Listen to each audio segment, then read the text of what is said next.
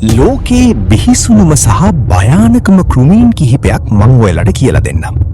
ඔවුන්ගේ දෂ්ට කිරීම, විෂවර්ග හෝ ඔවුන් පතුරවන රෝග නිසා මිනිසුන්ට දැඩි බලපෑම් ඇතිවිය හැකිය.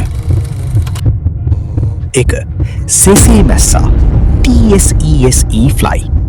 මෙම මැස්සා අප්‍රිකානු රටවල බහුලව දක්නට ලැබේ. මොවුන් නිද්‍රා රෝගය ස්ලීපිං සික්නස් නම් මාරාන්තික රෝගය පතුරවයි. ප්‍රතිකාර නොකළහොත් මෙම රෝගය මරණයට පවා හේතු විය හැකිය. 2. මදුරුවන් මොස්කීටෝස්. ලෝකයේ වැඩියෙන්ම මිනිසුන් මරණයට පත් කරන සත්වයා වන්නේ මදුරුවාය. මැලේරියාව, ඩෙංගු, චිකන්ගුන්යා, සීකා සහ කහවුන වැනි මාරාන්තික රෝග මිලියන ගණනක් මිනිසුන්ට පැතිරවීමට මොවුන් හේතු වේ. 3. Bullet and.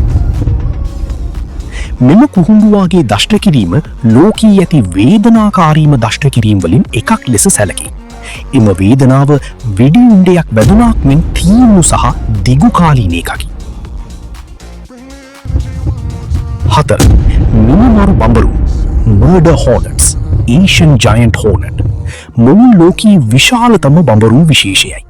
ඔවුන්ගේ දෂ්ට කිරීම මිනිසුන්ට මාරාන්තික විය හැකි අතර ඔවුන් දෂ්ට කිරීම විට පිට කරන විෂ නිසා අසාත්මිකතා සහ වකුගඩු අකර්මණ්‍ය වීම සිදු විය හැක.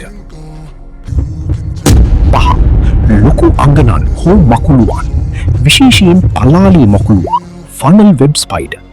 සියලුම මකුළුවන් භයානක නැතත් ඇතැම් විෂ සහිත මකුළුවන්ගේ දෂ්ට කිරීම ස්නායු පද්ධතියට බලපාන අතර හුස්ම ගැනීමේ අපහසුතා හෝ හෘදයාබාධ ඇති කිරීමට තරම් ප්‍රබල විය හැක. ඉතින් යාළුවනේ අද වීඩියෝ එක ගැන මොකද හිතෙන්නේ? ඔයාලගේ අදහස පල්ලහන් කමෙන්ට් කරන්න.